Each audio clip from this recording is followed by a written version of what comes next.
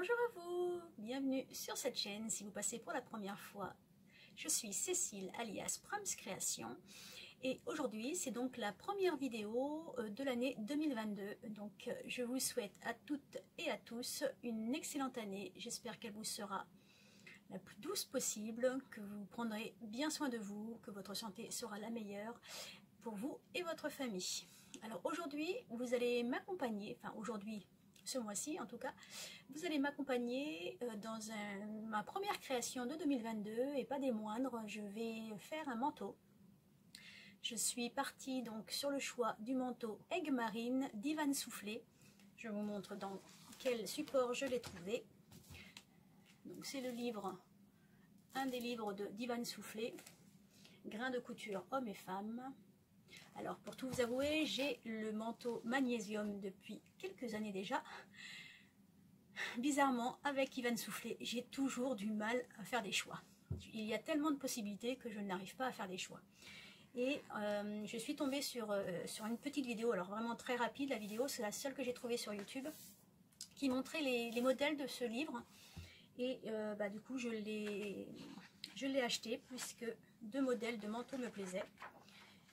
Celui-ci qui est donc le modèle que je pense faire améthyste pour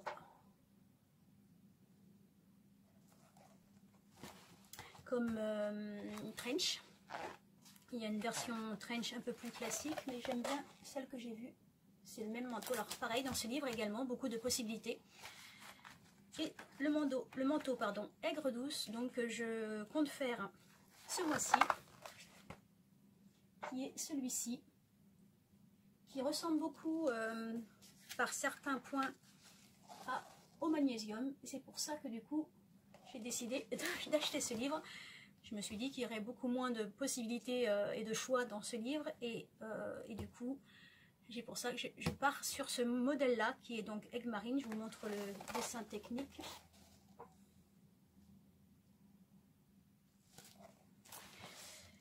Avec lequel je vais certainement faire aussi quelques petites modifications, puisque les poches, en fait je vais faire un mix des deux modèles, avec les poches surtout.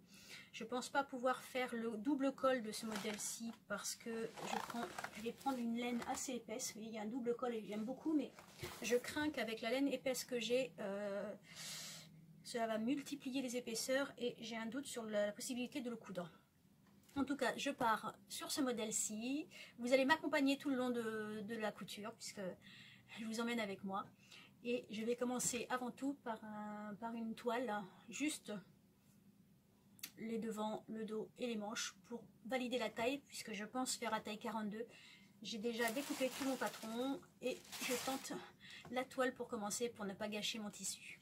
Donc à tout de suite pour cette toile.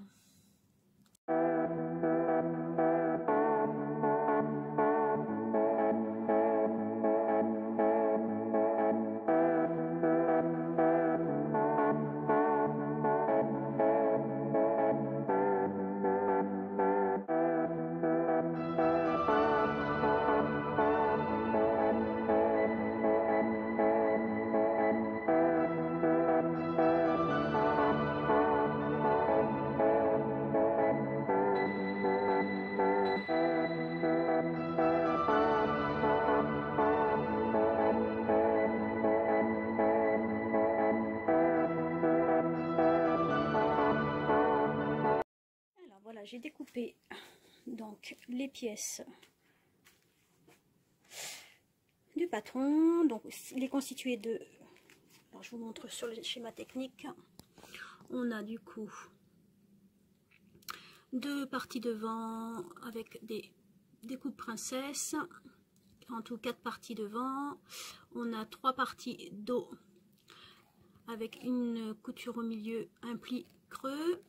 Et on a des manches qui sont des manches raglan, qui sont faites en 2 parties. Donc j'ai bien les 2 parties de manches raglan. J'ai donc mon dos qui est coupé au pli et qui va avoir donc une couture de pli creux. Donc le dos latéral, le dos central, central, latéral. Et pareil, devant, centre et devant latéral. Donc en tout, nous avons 7 pièces, 7, 8, 9, 10, 11 pièces à coudre pour faire ce premier test. Je me mets à la couture. À tout de suite.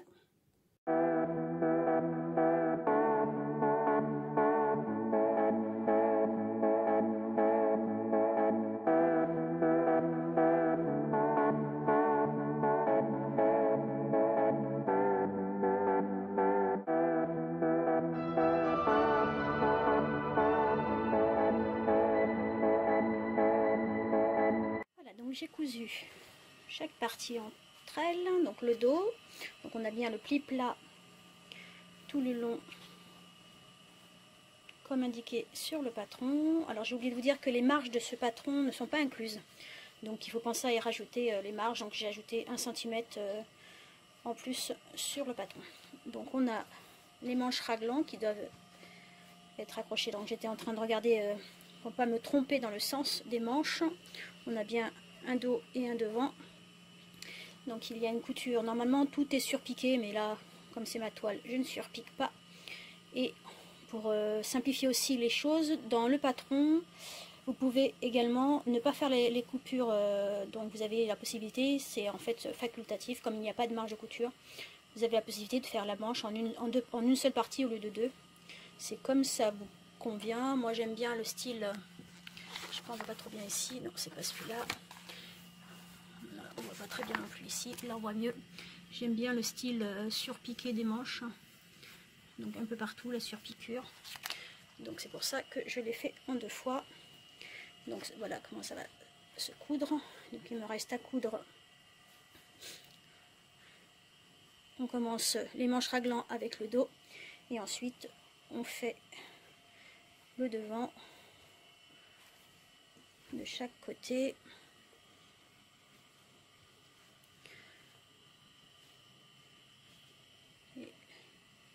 Et le manteau, du coup, alors le manteau simplifié bien sûr, sera fini. Il faudra juste que pour l'original, je n'oublie pas de mettre la martingale qui est normalement, la martingale qui est cousue entre les 2 parties latérales du dos. Donc je continue, j'assemble les manches et le devant et je reviens pour l'essayage. Alors voilà le premier jet, donc les 2 pans devant, la manche raglant.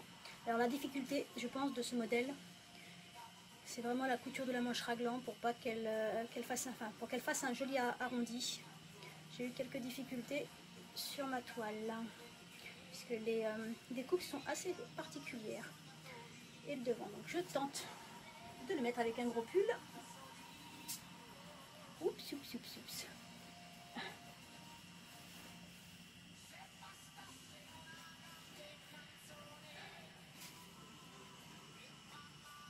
Donc, normalement ça se fermera comme ça.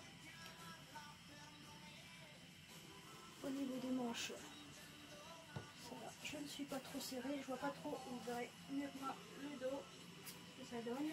Au niveau de la longueur, j'ai mis une marge de couture pour l'ourlet de 3 cm.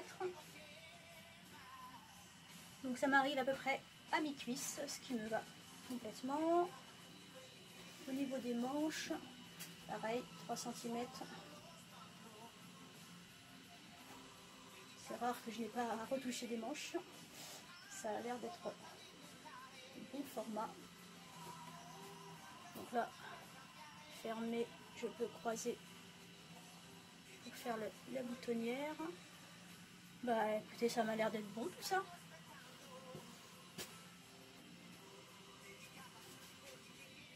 Oui, ça a l'air pas mal. Allez, on va partir sur la taille 42. Je vous montre le tissu choisi.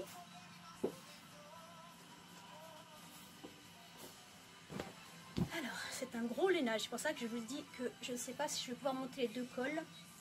Mais même s'il n'y en a qu'un, ça sera pas mal. Voilà mon petit lainage que j'avais acheté au coupon Saint-Pierre. Ça fait un petit moment déjà.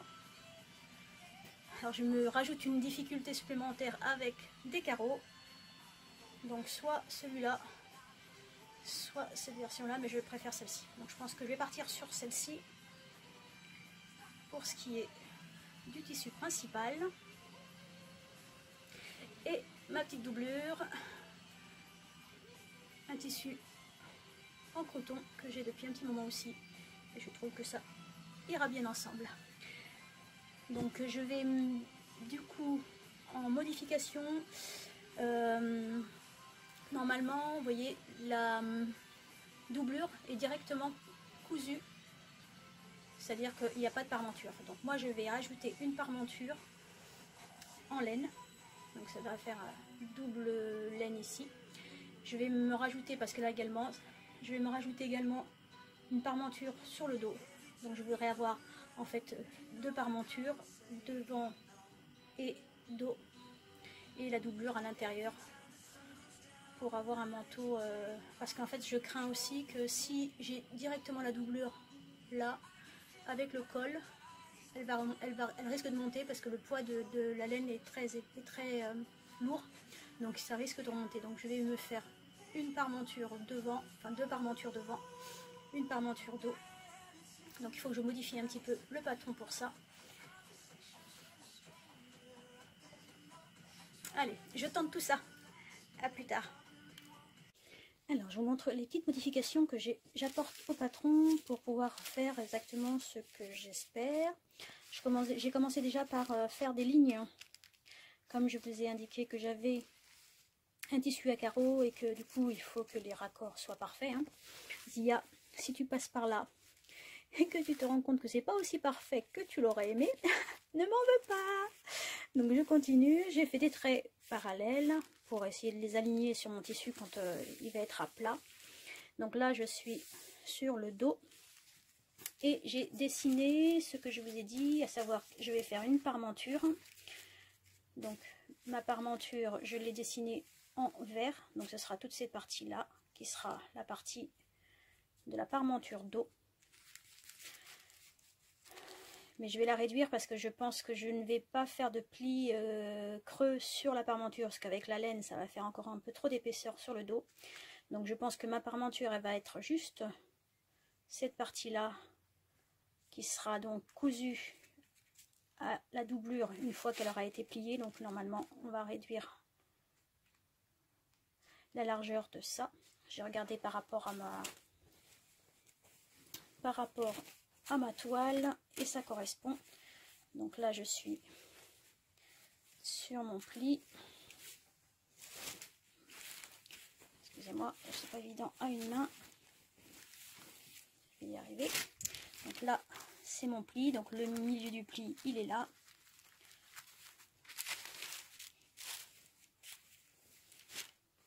Le milieu du pli il est là. Là j'arrive en haut du dos, là c'est la manche, et donc on voit bien que ma parmenture qui sera au pli, enfin coupée au pli, correspond bien à cette distance là, à cette largeur là.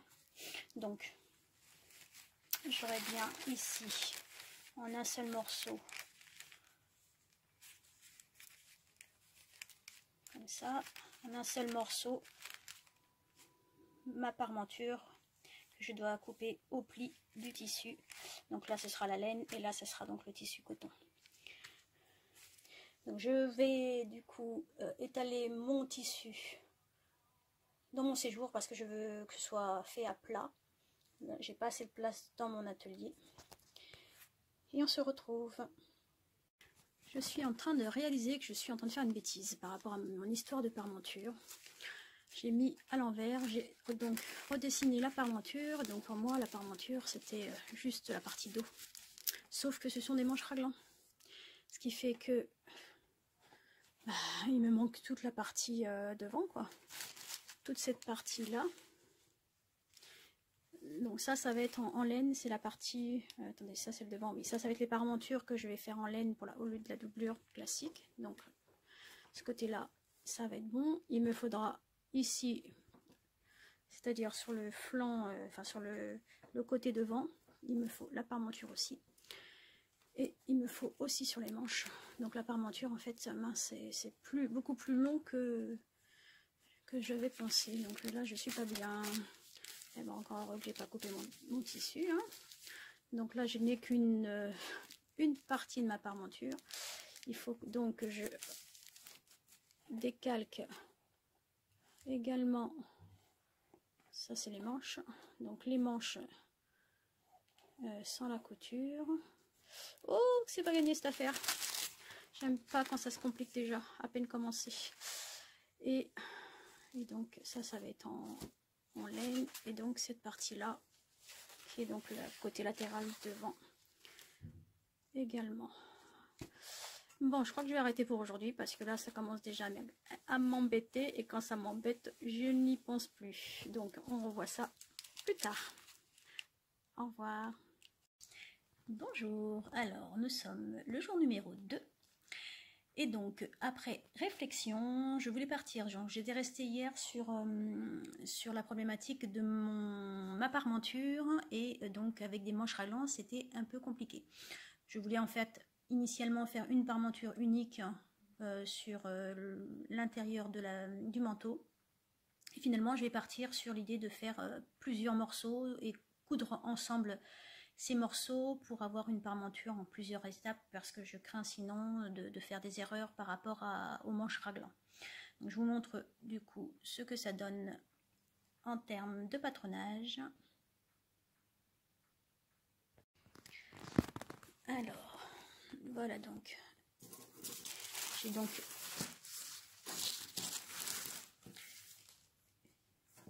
mis une parmenture, enfin tracé une parmenture pour chaque pièce du patron et non plus comme j'ai voulu faire retracer une parmenture globale.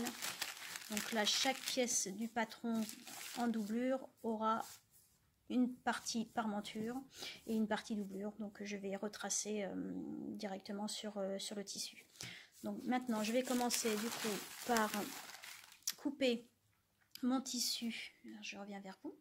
Donc je disais que j'allais poser mon tissu à plat dans mon salon, poser toutes les pièces de tissu principal. Je m'occuperai de la doublure après, pour que ça puisse être de manière droite et essayer de ne pas faire en fait de plis, surtout pour un lainage, c'est déjà assez épais, de ne pas faire de plis et donc de faire en double toutes les pièces directement sur le lainage. Et ainsi, ça me permettra de m'assurer que les raccords, du moins je l'espère, les raccords soient corrects par rapport à mon lainage. Donc je place dans mon salon le lainage, parce que je vais faire ça par terre, parce que je n'ai pas assez de place, comme je vous le disais hier, dans mon atelier pour mettre le tissu à plat. Donc je vais le faire sur mon salon et je vous retrouve.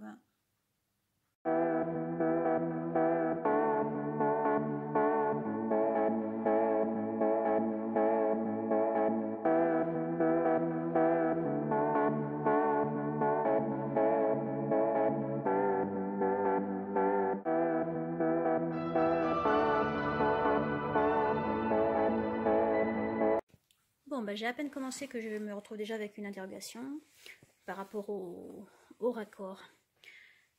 J'avais eu Zia hier qui m'a dit qu'il fallait que je commence impérativement pour que j'ai des beaux raccords. Il faut impérativement que je commence sur le bas d'un carreau.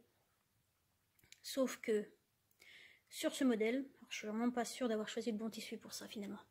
Si je me mets droite par rapport à, enfin mon patron droit par rapport à mon carreau, je respecte plus le droit fil qui est là quoi. Donc du coup ça veut dire que le modèle va être, enfin il est obligatoirement penché pour s'accorder ensemble. Mais mon problème c'est que du coup je suis plus raccord. Je ne suis plus raccord du tout. Je ne sais pas si je vais continuer sur ce tissu du coup, parce que ce serait quand même pas beau si c'est pas raccordé quoi. Et là je ne sais plus, je réfléchis. Bon, après réflexion et appel à un ami, merci encore à toi Zia, je décide finalement de partir sur le suivi des raccords. Je respecte pas le droit fil, tant pis. On verra ce que ça donne. De toute façon, fichu pour fichu, je tente. Donc je vais découper tout ça et je vous retrouve après.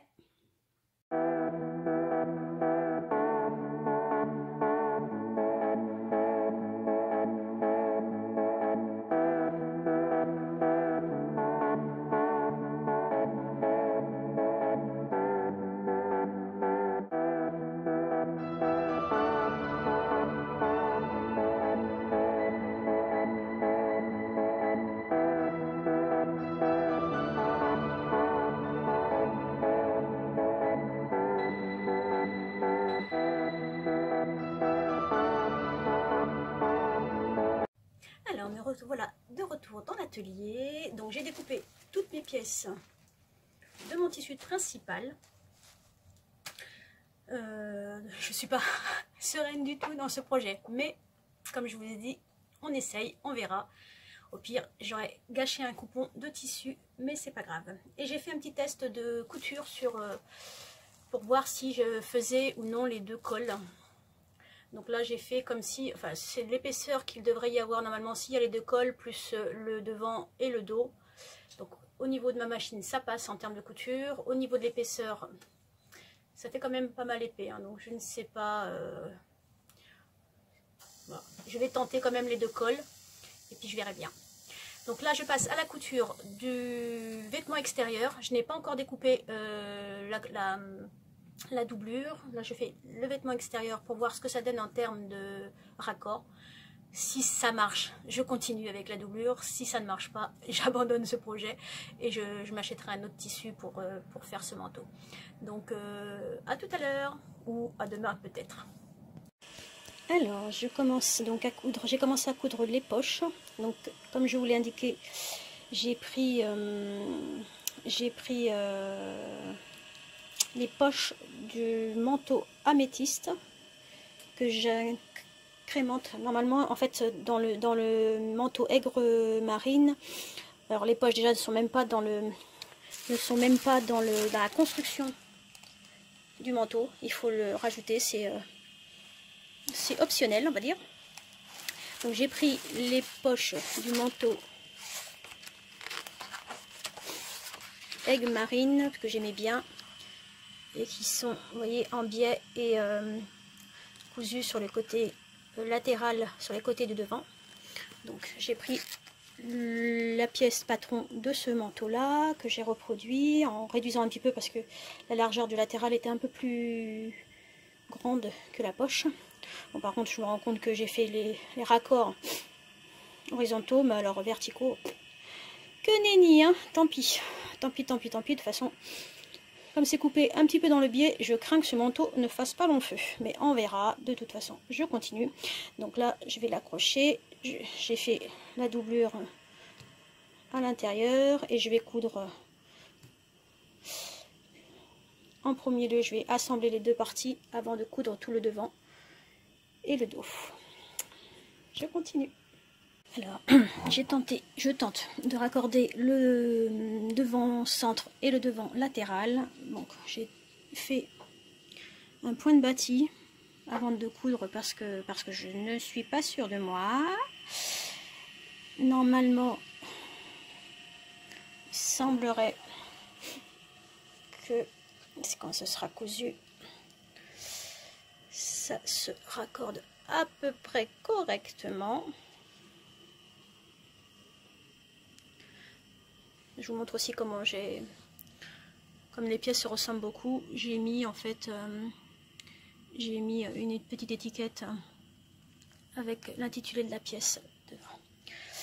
Donc je tente la couture.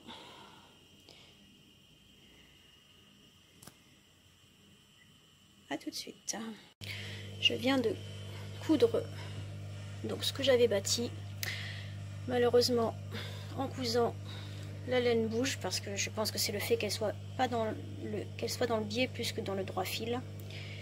Et du coup, les raccords sont plus aussi parfaits. Mais je suis pas certaine d'arriver à faire mieux avec les épaisseurs. C'est assez galère en fait à coudre la laine. Je pensais pas que ce serait aussi compliqué.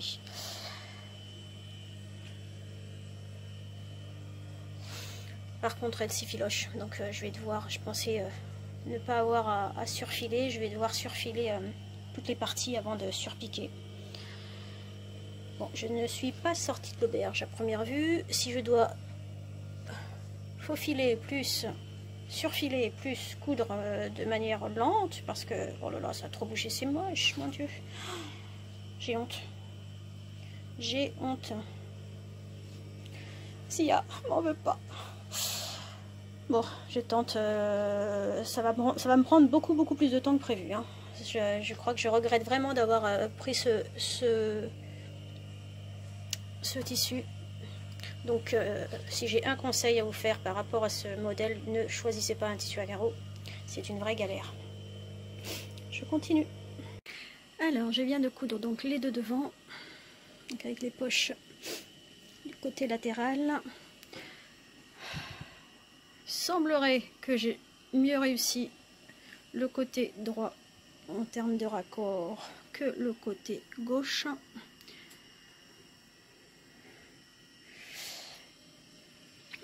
Là, au niveau du devant, ça a l'air de correspondre aussi. On va croiser les doigts pour que ça continue comme ça. Donc je vais arrêter pour aujourd'hui, hein, parce que là je me suis bien pris la tête. Et je vous retrouve à bientôt pour le dos.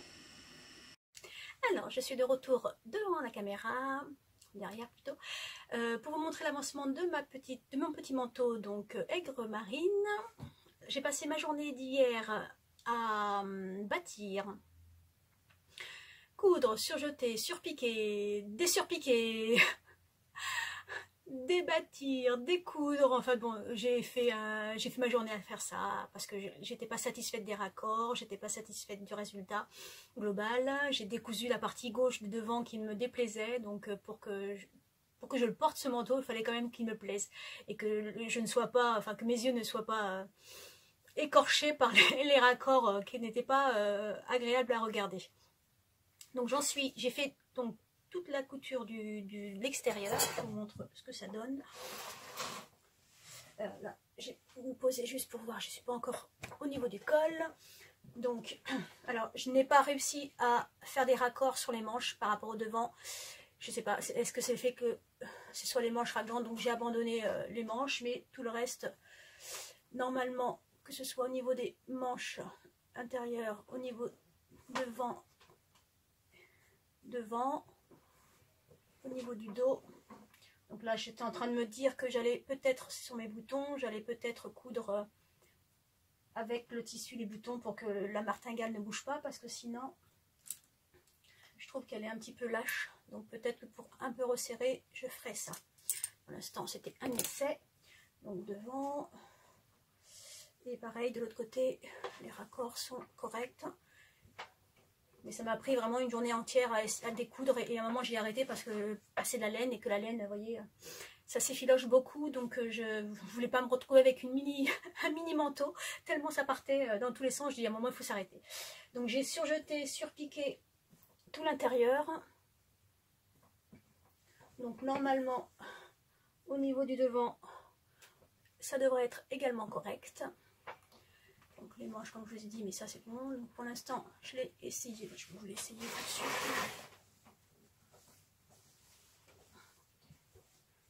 Ce que j'avais pas pensé, c'est que le poids de la laine quand même, le manteau il va être un petit peu lourd quand même. Donc au niveau de la taille, comme pour ma toile, elle est correcte.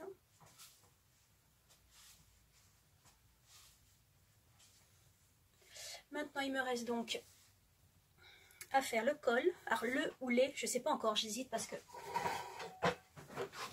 je vous montre ce que ça devrait donner avec les cols.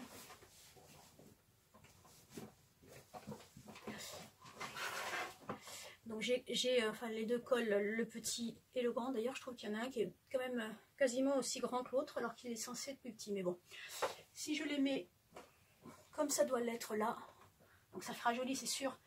Mais je crains l'épaisseur, vraiment je suis à déjà là bien un bon centimètre plus tout ça quoi. C'est derrière que je crains vraiment l'épaisseur à coudre par rapport à la doublure. Et donc, d'où mon autre interrogation, est-ce que je fais la parmenture en laine ou pas? Ou est-ce que je couds directement la doublure avec? Parce que là, je crains vraiment les épaisseurs et je ne sais pas comment je vais pouvoir surpiquer tout ça avec ces épaisseurs-là. Donc, je profite aussi pour vous dire ce que je pense pour l'instant des explications de ce livre. Donc, je remontre le livre. Alors, elles sont vraiment très succinctes. Voilà les explications du manteau. Très peu de schémas.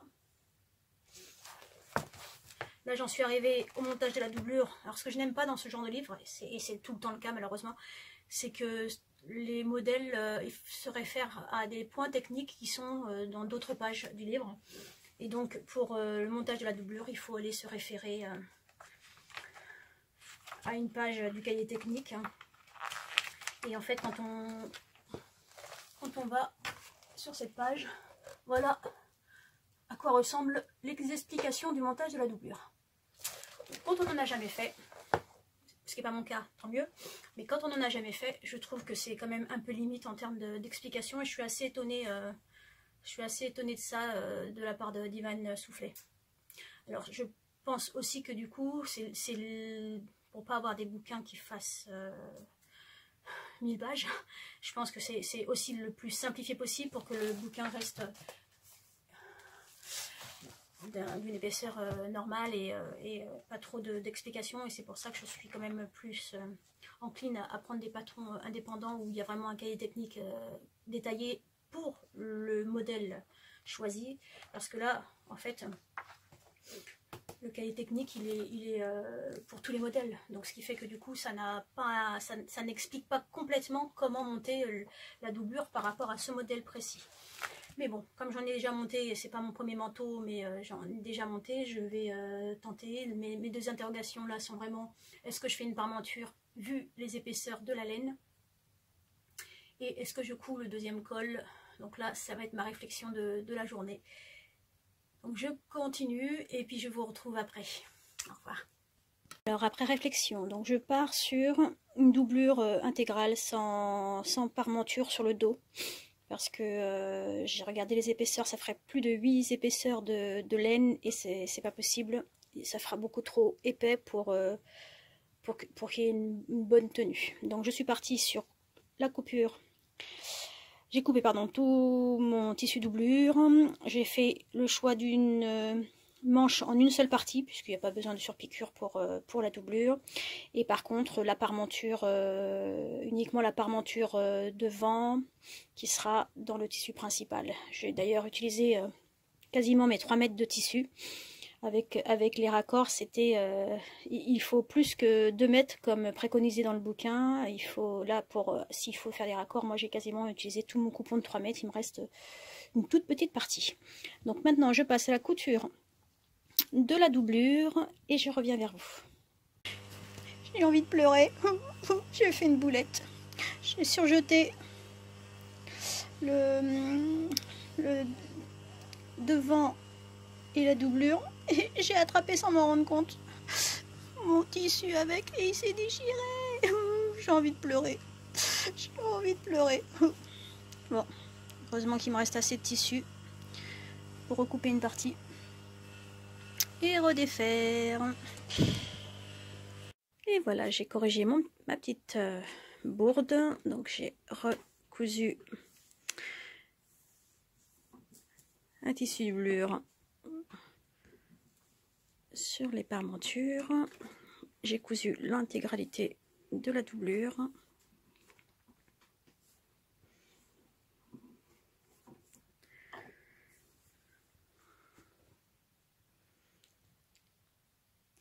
J'ai cousu également les 2 cols.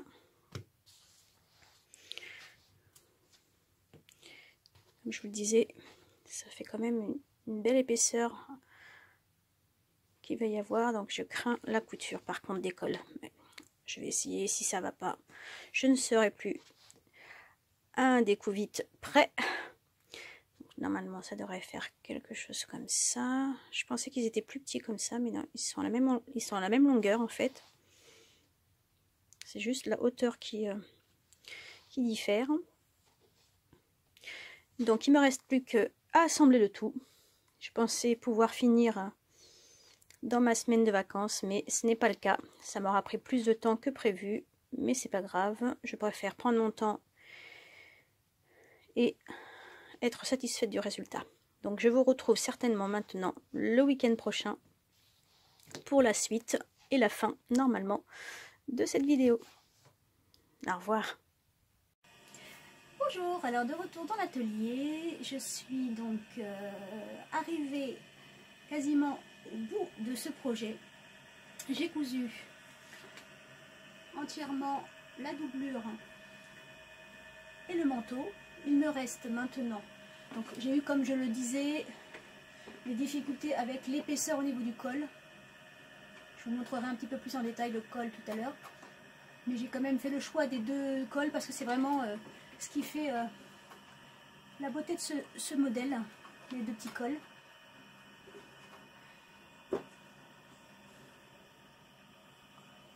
Et donc il me reste plus que, on va dire que, à glacer l'ourlet. Donc glacer, ça veut dire fixer avec des points invisibles parce qu'il risque sinon de rebiquer. Les bas de manche, pareil. J'avais laissé donc, comme je vous l'indiquais, le modèle, il n'y a pas de marge incluse, donc j'avais laissé 2 cm de plus sur le tissu par rapport à la doublure pour qu'il y ait un retour, hein, qu'il y ait un revers en fait. Donc là j'ai un peu plus de 2 cm, mais je vais le redescendre un petit peu, qu'il y ait un revers en fait pour qu'on ne voit pas la doublure quand il est porté. Idem pour les bas de manche, donc on a un petit retour du tissu principal. Et il me reste donc à poser, donc à glacer l'ourlet, à faire une surpiqûre. Je pense que je vais faire des surpiqûres pour bien aplatir aussi les deux devants. À faire les boutonnières, mais alors là je crains vraiment les boutonnières, encore une étape qui va me faire transpirer parce que vraiment si je rate mes boutonnières c'est fichu, mais on va essayer de faire en sorte. Alors j'hésite entre, je pense pas que je vais fermer complètement le col. Dans le modèle il y a 3 ou 4 boutons, je suis pas sûre de faire autant. Je pense que je vais en faire 1 ou 2, pas plus. Je vais voir. Et comme bouton, c'est des boutons simples, hein, des gros boutons simples. Alors déjà ma boutonnière automatique qui dysfonctionne depuis un petit moment, je ne vais pas pouvoir l'utiliser. Donc je vais devoir faire ça sur la mécanique. Hein. Mais sur la mécanique, c'est un bouton en fait qui doit faire 3 ou 4 cm. Hein. Je n'ai pas de mettre sous la main, mais il doit faire... oui, il fait 3 cm. Donc il passera pas sur ma mécanique, c'est sûr, sur le pied presseur boutonnière. Donc il va falloir que je le fasse à la main. Je ne sais pas trop encore comment, je vais faire des essais. Donc il me reste donc ça, les boutonnières, le glaçage, la dernière surpiqûre. Et normalement, c'est fini pour ce projet qui m'aura fait quand même pas mal transpirer. Je reviens vers vous dès que tout est terminé pour le rendu porté. Et voilà, de retour dans l'atelier avec le manteau fini. Donc le voici. Alors, comme je l'ai dit, pour refaire un petit récapitulatif des modifications, j'ai mis les poches. Donc les poches du vêtement améthyste qui se trouve dans le même livre.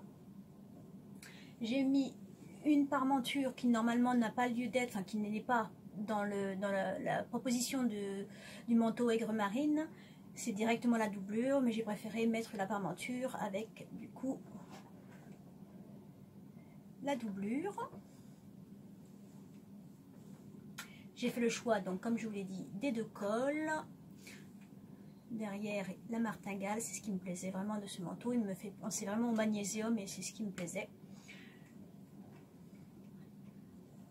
J'ai fait donc 5 boutonnières finalement, pas jusqu'au bout, mais je les ai alignées sur les rayures pour que ça puisse bien se coordonner. Et j'ai dû malheureusement finir les boutonnières à la main parce que déjà ça ne passait pas avec mon pied presseur.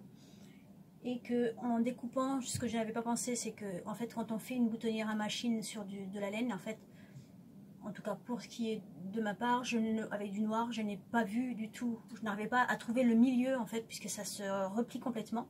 Je n'arrivais pas à trouver le milieu, et en découpant, je me suis rendu compte que j'avais découpé carrément la boutonnière. Donc finalement, je les ai découpés. Alors c'est pas aussi net, on voit pas très bien ici, mais c'est pas aussi net que ça devrait l'être quand c'est fait avec une machine. Mais au moins, elles ont le mérite d'être présentes.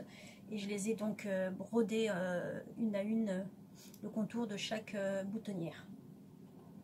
Donc pour récapituler mes difficultés par rapport à ce modèle, donc si j'avais à vous le conseiller, je vous conseillerais bien évidemment d'éviter les tissus à motifs à raccord, pour une simple raison, c'est que le modèle ne s'y prête pas, puisque je n'ai pas voulu, on va voir comme on peut l'entendre, respecter le droit fil, et ça m'a joué des tours, puisque j'ai quelques pièces qui ont dû être découpées pour arriver à avoir les raccords corrects, qui ont dû être découpées en fait dans une petite partie du biais, et ça a joué en fait dans la couture finale.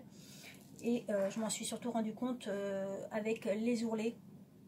Normalement je n'avais que 2 cm, j'étais censée n'avoir que 2 cm d'ourlet, puisque c'est ce que j'avais ajouté sur le patron pour ce qui est de la doublure, et enfin j'avais fait 2 cm en moins de la doublure par rapport au tissu principal, donc je devrais avoir un revers ici de 2 cm, ce qui n'est pas le cas.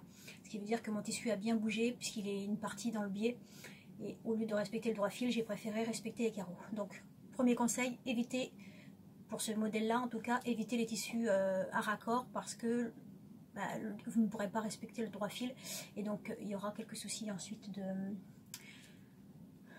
Ça va se déformer. Je pense que dans le temps, enfin même dans le temps, pas forcément dans le temps d'ailleurs, je pense qu'il va se déformer au fur et à mesure, le droit fil n'est pas respecté. Évitez également, comme moi, si possible, des lainages. Alors c'est un double lainage. Je n'ai plus de modèle ici. Il me reste des petites chutes, mais c'était un double. Enfin, en fait c'est un double lainage. Donc c'est vraiment une épaisseur,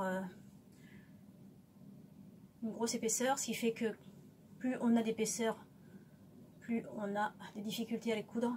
Et ça m'a vraiment posé problème au niveau des 2 cols. Je n'ai pas pu surpiquer, ce qui fait que du coup, je ne sais pas si on voit bien là, je n'ai pas pu surpiquer, ce qui fait que du coup, là si on le voit, on voit en fait, comme je le craignais, la doublure qui rebique vers le haut, alors que normalement elle est censée être aplatie par la surpiqûre finale. Mais j'avais trop d'épaisseur, j'avais plus de... Alors, 1, 2, 3, 4, 5, 6, 7, 8 épaisseurs de tissu, et là ma machine n'a pas voulu passer sur ces 8 épaisseurs là. Donc si c'est possible, ou si vous n'avez pas la possibilité d'avoir un tissu moins épais, gardez qu'un seul col, ce sera quand même moins compliqué pour vous de le coudre. Ensuite, en termes d'explication, comme je vous l'ai dit, très succincte sur ce livre, mais ça s'explique parce que c'est un livre justement, et qu'on ne peut pas malheureusement faire autant d'informations que dans un patron indépendant. Donc il est facile à faire. Honnêtement, ce sont des coutures droites, donc il n'est pas compliqué en termes de couture même. Par contre, les explications pour la doublure, quasiment inexistantes. Le changement par rapport aux permentures, pareil, pratiquement inexistante également. C'est vraiment, dans les explications, c'est du texte essentiellement, peu de schémas. Et surtout, ça se rapporte, comme je vous l'ai dit, à un cahier technique, mais même le cahier technique, je ne l'ai pas trouvé forcément très explicite non plus, parce que c'est un cahier technique, par exemple, là, il n'y a que du texte également. Peu de schémas également dans le cahier technique. Donc, débutante, plus, je dirais quand même, pour faire ce genre de réalisation. Après, il y a des modèles très simples, hein. De toute façon, je vous expliquerai après ce que j'ai fait par rapport au livre. Il y a des modèles très simples, donc qui sont aussi pour les débutantes. Là, je pense que je suis partie sur un modèle qui était moins simple que les autres. En tout cas, j'ai réussi mon challenge, à savoir faire en sorte que tout s'accorde en termes de raccord. Donc là, bon là, il n'est pas très bien mis, mais hop, les parties se raccordent, que ce soit devant, sur les côtés ou sur le dos. Donc ça, je suis contente. Il me plaît, j'en suis contente aussi, mais je me rends compte que Ça va pas être facile à porter parce que du coup, si je mets un vêtement de couleur, je sais pas. J'ai encore un truc qui me chiffonne dans le modèle et dans le tissu. Mais bon, je le porterai quand même. Et je me rends compte aussi que les poches, elles sont un peu trop lâches. Donc je pense que j'ai dû aussi certainement les découper un peu trop dans le biais. Donc je pense probablement que je vais faire une petite couture ici pour bloquer un peu la poche parce qu'elles sont un peu lâches. Donc elles sont aussi dans le biais, je pense. C'est pour ça qu'elles sont un peu lâches. Mais bon, il me plaît beaucoup. Je suis contente de cette réalisation. Et c'est ma première réalisation 2022. C'est déjà pas mal. Un projet assez ambitieux quand même, je trouve. Voilà, c'est tout pour aujourd'hui. Donc j'espère qu'en tout cas ce vlog vous aura plu, que vous aurez apprécié mes péripéties, que ce bouquin peut-être vous plaira également. Alors je vais vous laisser... ah non, j'ai oublié un petit point de détail. Il me restait une mini chute, hein. Donc la petite cerise sur le gâteau, quand même que je vous en parle. Il s'agit du petit béret. Alors c'est le patron, alors à l'époque il était gratuit, je ne sais pas s'il l'a encore, je vous mettrai de toute façon le lien, mais j'avoue que je ne sais pas s'il est encore gratuit ou pas. Il s'agit du béret Montmartre que j'avais pu et que vous avez certainement vu également sur les vidéos d'Audrey, de la chaîne Audrey V, lors de ces week-ends dans le gîte de Marion.